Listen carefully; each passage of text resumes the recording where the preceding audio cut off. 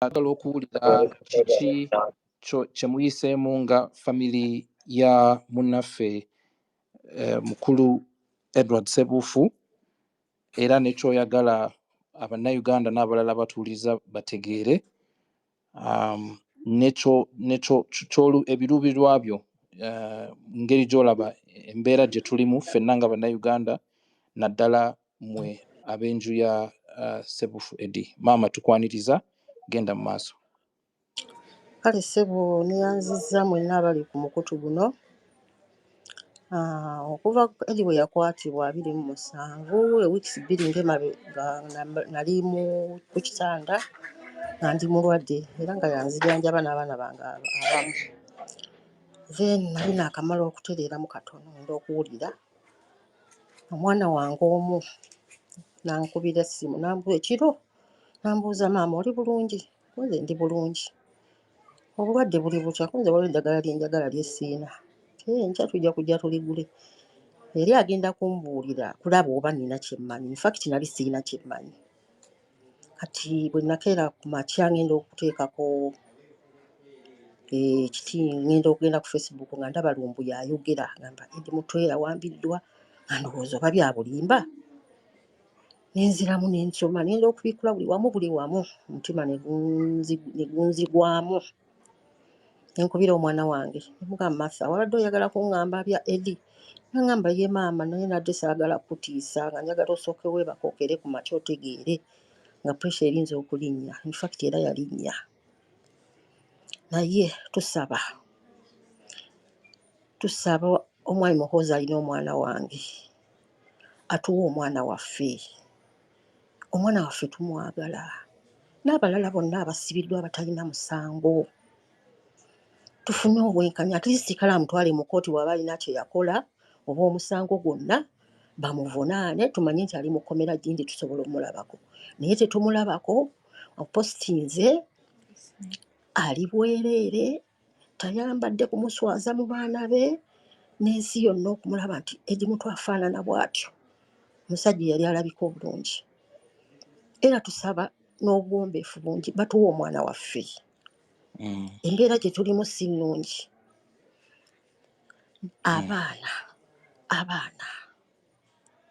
Abaana jjukira mami ddaji waabwe yabadde maama ye taata. Yanoonya ekyokulya. Nange nze kennyini mmaze ebbanga kati ewiikisi ziringa 3 sikola. Era yabadde ambeererawo okusinga. Bwekubira maama oli otya, maama kutiti, maama najja n'akulambula buli lwava okukola. Kati simulabako. Ne weebaka n'obuuza oba alidde oba talidde, oba bamukuba oba bakola ki. N'abaana tuli wano ffenna tunyolwa, buli mwana buli lwajja ewaffe n'obatunuulira nga bonna beeyunziseemu. Banange nga sirina kyabbagamba. Tunyolerwa wamu ffenna. Gavumenti tusaba ota abaana baffe. Abazadde tukaaba. Sinze nzekka n'abalala waliwo abaafa, waliwo abatamanyiddwa gye bali, abalala bali mu kutulugunyizibwa, tebalina misango. Ensi erigamba etya abantu abo abaana baabwe. Abaana b'abantu bano bali kulaba batya ne babagamba nti omulembe guno gwe gwatta kitaawo oba gwe gwatulugunya taataawo oba gwe gwamugyamu eriiso oba gwe gwamumenya emikono oba amagulu. Tuli tugamba tutya abaana.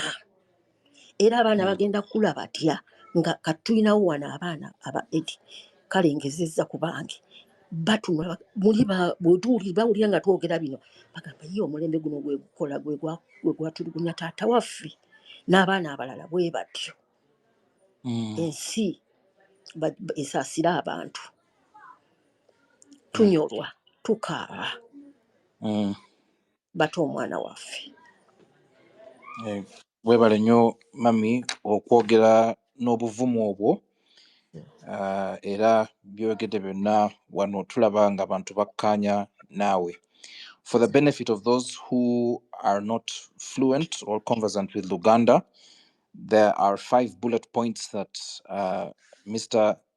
Eddie Ssebuufu's mum has made, which is 1, she got the news as she was recovering from an illness and has been disturbed throughout. Her blood pressure shot up, and she's also imploring the authorities, specifically General Muhoozi Kainerugaba, who has openly confessed to detaining Mr. Sebufu in an ungazetted location to have him arraigned in court if at all there is a charge for which there's any crime for which he is being held.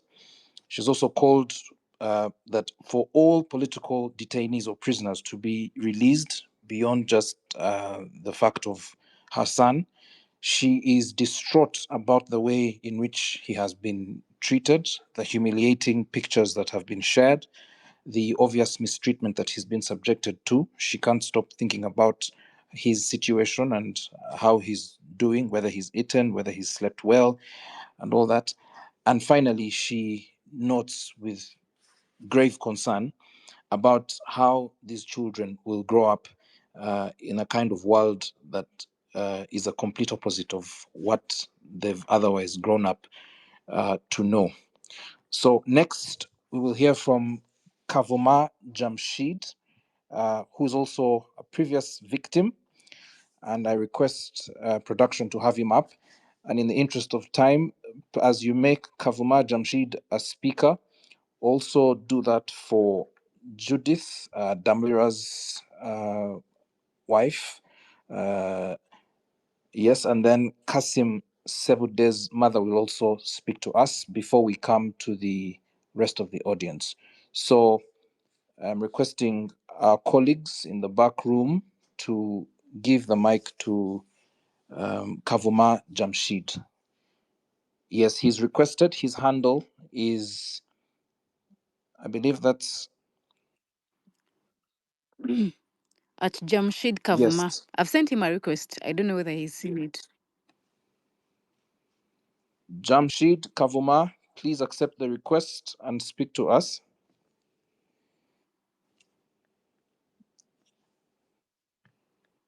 Okay, as Kavuma Jamshid does that, have you also sent a request to Judith? No, she's not called Judith, but she's my neighbor, so I've sent the request. I think they will get in. It's Muchala Damulira. The husband disappeared in 2020. Up to now, he's never been seen. He was abducted, and she's going to speak through the account of Kakande Chirumira. Okay, Kakande Chirumira, yes, you have the... So he's already on. I don't know whether I can start. Yes, I can see Kakande Chirumira. I can also see Kavuma Jamshid. Let's hear from Kakande Chirumira, and then we will proceed to hear from Jamshid. Kakande, over to you. Feel free to use, as the previous speaker has, to use a language of your convenience. Go ahead, Kakande.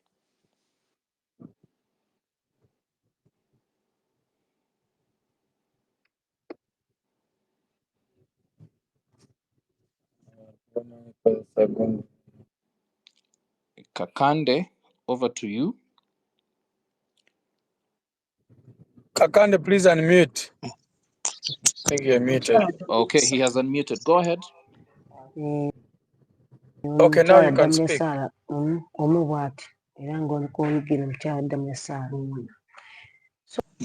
Nange nsangiddwa n'obuzibu bw'okubanga abantu abo batuwambirwa abantu baffe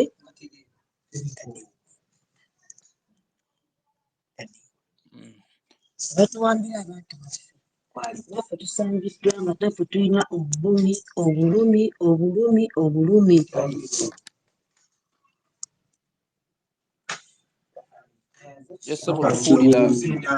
Yes, genda maaso.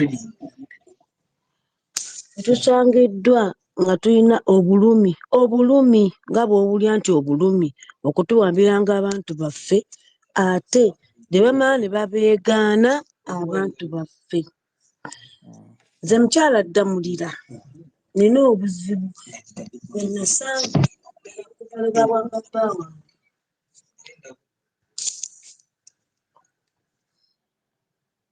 Nyabo tukuwulira, genda mu maaso oyogera ku bawamba bbaawo. Obuzibu bwange bwe nasanga okubaleba bawamba bbaawange Damulira John Esalaama mukyala wenze njogera naye empise mu bulumi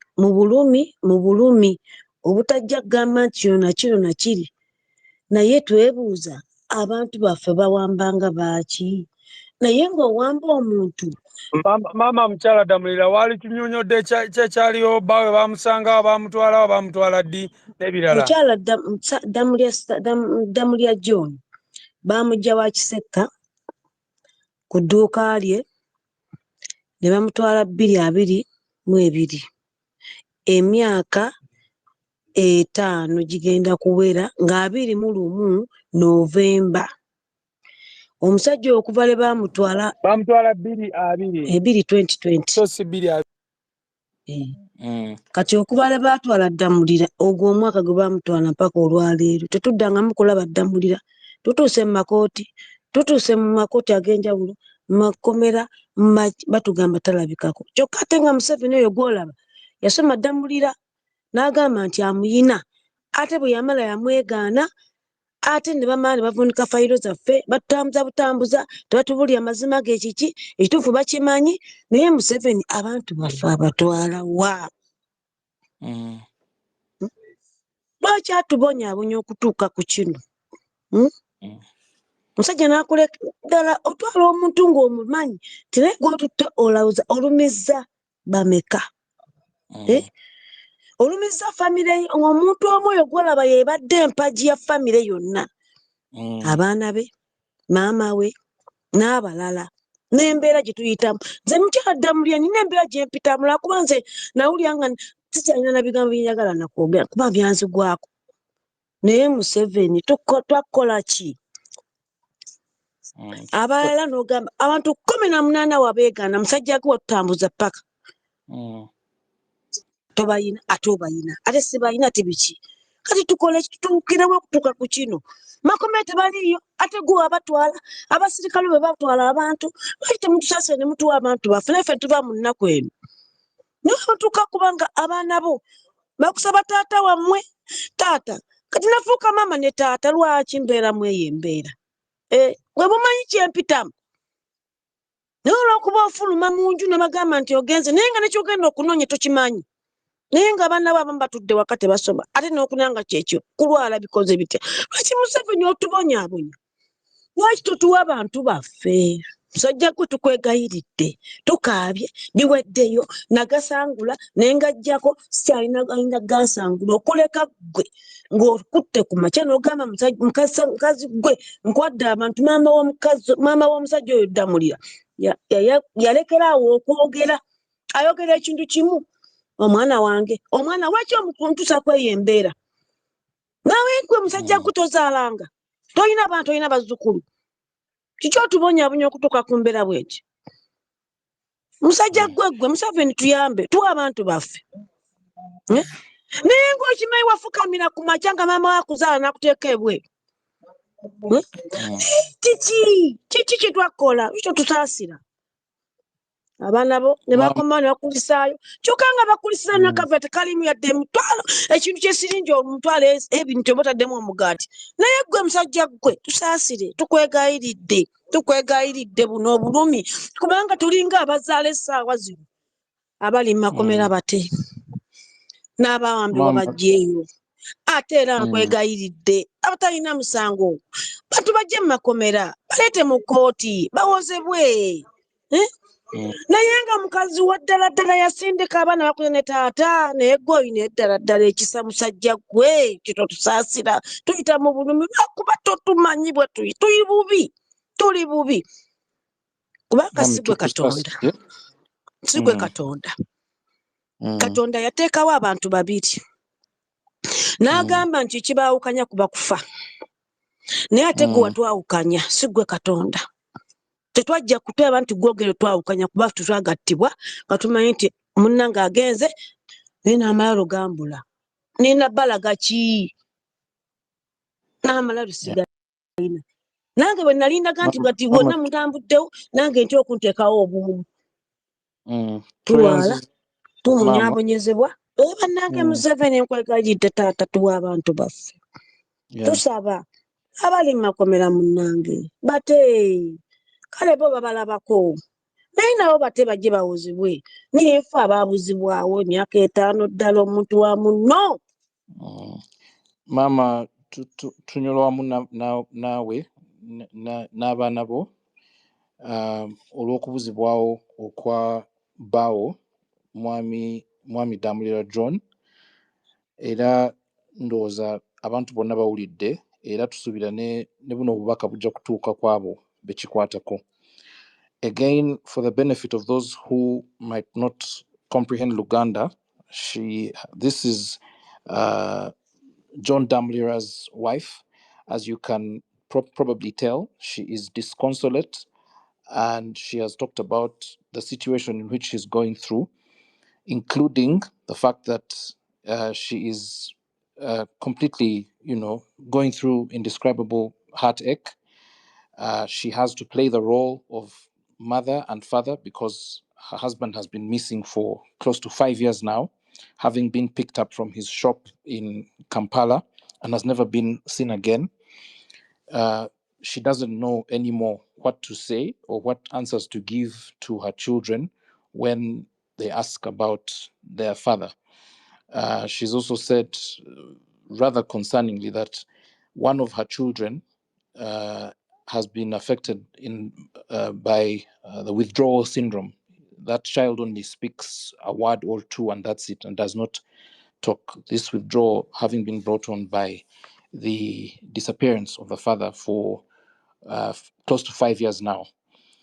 Next, we have Kavuma Jamshid to share his personal experience as an abductee who was fortunate enough to make it out alive from the dungeons of the torture chambers, such as where Eddie Mutwe is being held. Jamshid, if you are here, please accept the mic and share with us. Jamshid Kavuma.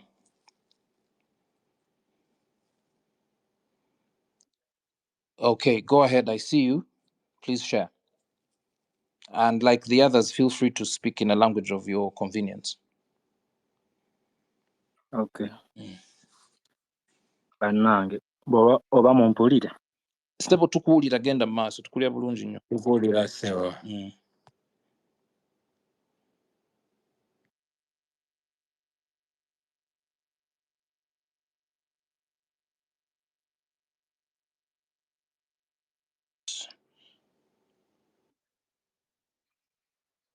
Genda maaso Stebo tukuwulira. Network entawaanya. Bannange neyanziza omukisa guno okunteekako wano.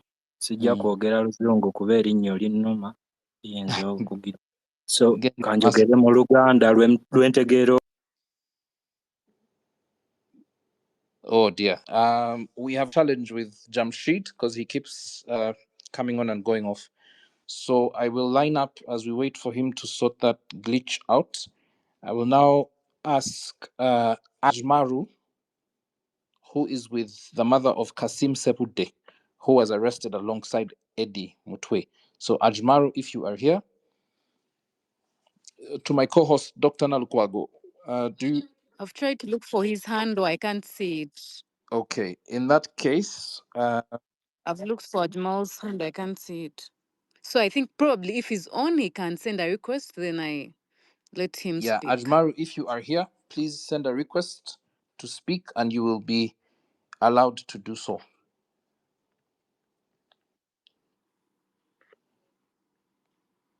Okay, while we wait for Ajmaru to share, because those two will be the last people to speak before we hear from the audience, members of the audience. And as we get ready to do that, production is already... okay, Kavuma, you are here?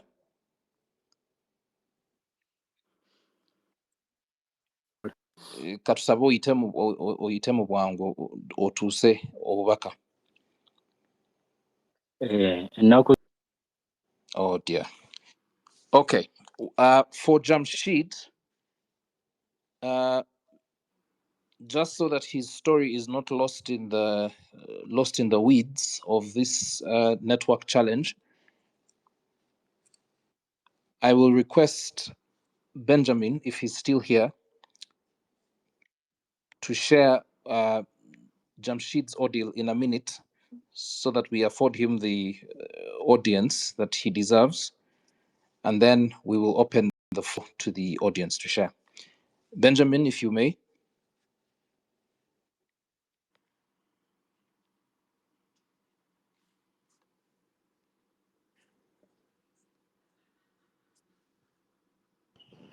seems muted. Yeah, Benjamin, if you're speaking, you are muted. Yes. Please. Yes, Andrew. Yeah, we have Jamshid is having network connection issues. So as counsel, who I'm sure have handled this file amongst the numerous others that you've handled, you could give us a brief on Jamshid's ordeal. Thank you. Yeah. Jamshid was brutally arrested and in fact shot in the leg at the time of arrest. He was held incommunicado for a number of days.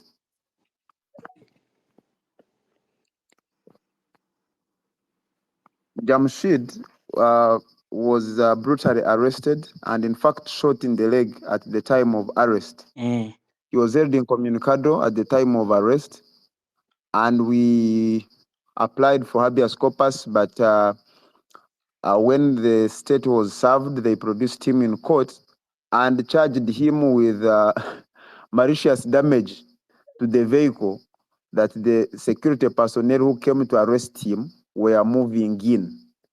And the question, of course, was before the arrest, which offense had he committed? Because the offense with which he was charged, the allegation was that he committed it at the time they were trying to arrest him. Eventually, they did not pursue the case like it has been with the rest.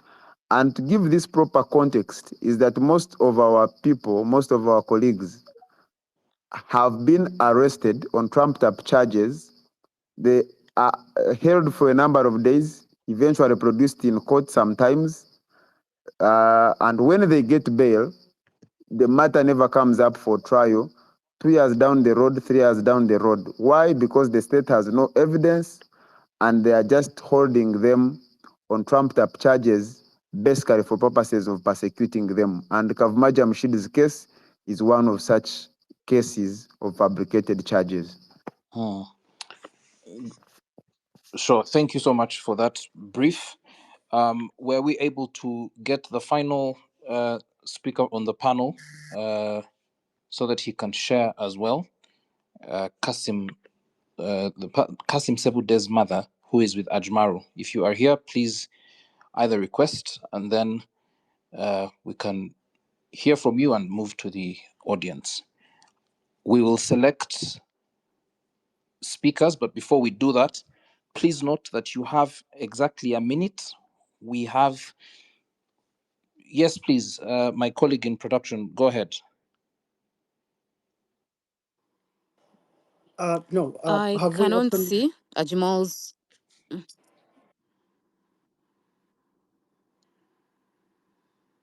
Yes, the producer, what? Oh, sorry, I was just saying I cannot see the. Oh, I was saying I cannot see the hand. Also, I think we can go to the audience because I can't find the hand of Ajmal. I failed to get it, and he's also not sending a request. So to communicate with him. Okay, this space has 7,507 people right now. My colleague, my co-host, will choose speakers from the audience, and I invite her to do so. But before that, I see a hand from our colleague in the back room. You have something to say? No, you've opened up to the public, so I had a couple of questions. I don't know if I can go first for the 1 minute. Or that were written to you, or your own questions? My own questions. Okay, great. Since you are in production, we will hear from you. Let's first have the rest of the audience share, and then we will come to you in production. I hope that's fine. Okay. Dr. Judith Nalukwago, please choose speakers. Sasi, you're saying something? Yeah. I was saying I'm seeing Jamshid back online. I know he has just disappeared, but he had briefly returned online. I also wanted to supplement on what Council Katana was saying earlier. Jamshid, for many who don't know, was actually at the scene when they were abducting him last Sunday. And he was, I thought he was going to come and give us a brief of what transpired that fateful evening. He might have given us a description of some of the faces that he saw. And one of those faces is a bulky gentleman, no offense meant, is one of the bulky gentlemen that keeps following our president everywhere he goes, at home, at the headquarters in Kavule, and literally everywhere. So it's quite unfortunate that Jamshid is not here, but let me see if I can reach out to him, see what the issue is. Actually, if it helps, I was just talking to Jamshid a while ago, and I could call him and ask him to speak through my phone, so he can be able to communicate with the rest of the masses here. Sure, please. Okay, allow me just a minute. Okay, as Dr. Nalukwago lines up her choice of speakers, we have allocated 20 minutes to this slot, and if all of us stick to the 1 minute rule, we will be able to put in as many people, probably even more than 20, since we're using a minute each. Honorable Chagulanyi, is Jamshid ready to talk? And Yes. Jamshid now. Okay, go ahead. Yes. Jamshid Kwoli Kulain.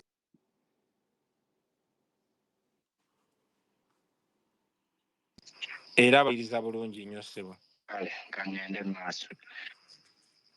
Bannange baganda bange mwenna abali wano mwebale kubeerawo, mwebale kukuŋŋaana mu bungi w'emuti ku nsonga y'Abaganda baffe abawambibwa ne muganda waffe Eddi Mutwe, kuba eno ensonga ewomeddwamu omutwe nga ya Eddi Mutwe Naimuli. Kasooke ndowooza ntandikire ku nsonga zange nga nze we nawambibwa ennaku z'omwezi nga 5 Ogw'Okwakubiri 2022. Nasangibwa Masanafu ku kifo bakiyita Gladiator Paradise. Abasajja we banzija najjira mu drone, yali taxi. Wabula tetwali tumanyi nti taxi eya bulijjo ng'erimu ebikuubo bya taxi byennyini ng'eriko n'akatanda waggulu. Kati abasajja abo we bajja okumpamba, like nagezaako okudduka, kati bwe nali nziruka ne bamukuba essasi mu kugulu. Baali baagala kummenya kugulu, wabula okugulu tebaakola ki, tebaakumenya. So baamala okunkuba essasi ne bansika ne banteeka mu drone, omusaayi nga guyiika mungi, nga bansibye empingu ne baŋŋamba nti nyambulemu essaati ng'olwedde ndi ku mpingu nga ndi ku handicrafts, nziggyemu essaati ate gye mbansiba ku kugulu. Kati nga neebuuza essaati ngenda gijjamu ntya ng'ate olwedde ndi ku mpingu ndyoka ate ngisibe ku kugulu. Waliwo awo omu n'asumulula empingu nenzigyamu essaati nengisiba ku kugulu omusaayi guleme kuyiika mungi. So awo ne batubeeza awo. Waliwo ne bannange be bantwala nabo baalinga 3. Kati batuvuga mu drone ekiro ekyo tetutegeera na gye tulaga, naye wabula we twali tugenda, buli we twali tugenda tuyimirira. To cut the story short, nga bantuusa ku Ssemwayo Embuya, wadde nali simanyiyo obudde obwo, wabula we bantwalayo ne banteeka mu godown wansi eyo. We banteeka mu godown okkirira amadaala bw'oti eno waggulu, omuntu akuumayo aba n'emmundu ng'agitunuzza wansi. Kati mu godown bw'oba okkirira kuliko akuuma bwe kati kaliko empingu zisinge layini. Kati ezo empingu abantu abasinga like we bakutuusa ng'oli mulamu nga tolinga nze abakubiddwa essasi mu kugulu oba ng'osobola okuyimirira obulungi, basobola okusiba ku mpingu ezo n'obeerako ennaku nga 3 emisana n'ekiro. We kuba kufuka ofuka awo, ebbaketi bagikuleetera awo ofuka. Okulya emmere ogiriisa mimwa, essowaani bagikwata bukwasi n'oliisa emimwa ng'oli ku mpingu waggulu. Ne kakati baŋŋamba waliwo n'omuntu omu eyafiirako kweza empingu. Kati nga bannyingiza eyo munda mu basement. Bwe nayingira mu basement eyo mu godown, waliyo abasibe bo gye bali bangi, naye mainly kye nasinga okulaba waliyo abasiraamu bo bangi bulala.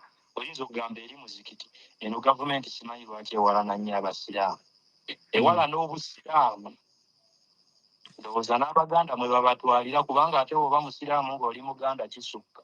Kuba nali ndi awo nga naakamalayo ndowooza ennaku nga 3, ne wabaawo omusiraamu akolera awo Katwe ku ttaawo awo, eryo ettaawo eri wansi abantu gye batera okuyita. yali atundira awo obuntu buno bukyakala kyakala nga mutembeeyi ne bamuleeta nga talina musango gwonna nga kati bamutuuse eri bamubuuza ebibuuzo nga buli kye bamubuuza takimanyi nga bamugamba muyeekera. Baakuba musiraamu emiggo mbigere yagenda okudda nga takyasobola kulinnya nga yeekulula bwekuluzi ng'atambuza kabini bali bakuba kubanga ate bakyusaamu mu nkuba tebakyakuba bino bye mulaba ng'ebyakakwensa bye baamukuba kubanga bwe bakuba ebintu ng'ebyo baba bakutereka obeereyo ebbanga paka lw'obeera ng'atereddemu kubanga nange banteeka mu Ssemwayi naye nga babataddeko akazito kangi nga bawulira baagala okunta okunzijayo naye nga baŋŋamba weerwaneko okugulu okwo ekiwundu ekyo kikole kiwone. Tebaagala kuleeta muntu yenna ng'aliko ki obufune okumuta okumuzza ebweru.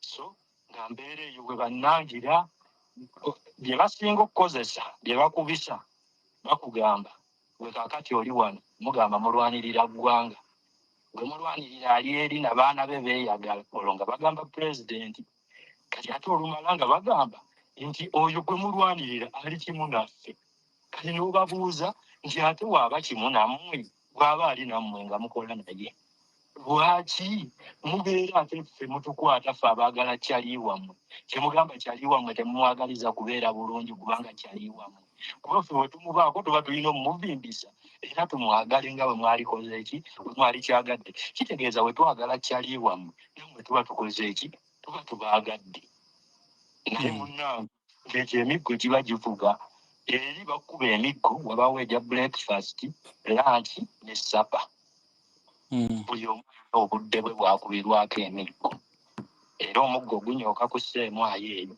era bwe nalabye ekifaananyi kya Eddie Mutwe nga kifulumye nalabye yenna nga bamukubye yenna awulubadde simanyi oba bamukubisizza biki kuba eyo feesi ya Eddie Mutwe tefaanana bw'etyo oli muganda wange mumanyi naye bamuggyeyo yenna awulubadde bw'ati ne mmanya kati ekiri eyo si kyangu twongere kumusabira twongere n'okusabira abalala abali mu Ssemwayi eyo nga naye ekiriyo si kirungi n'akamu ekibeera eyo abasajja batulugunya ebyaddala siriyasi.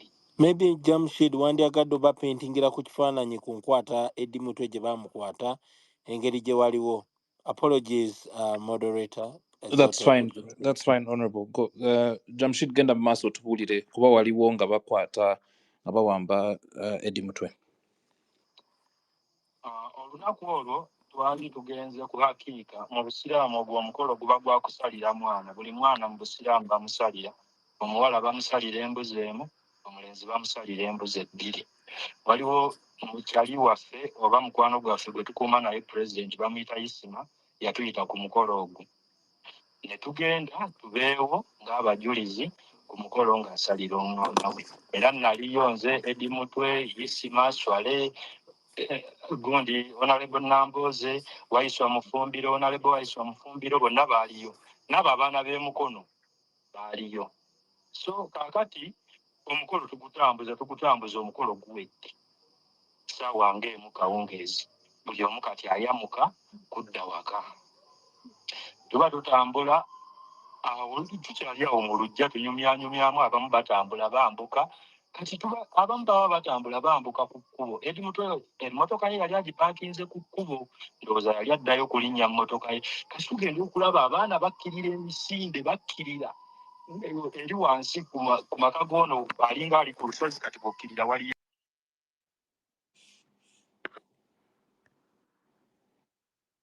kwata abantu.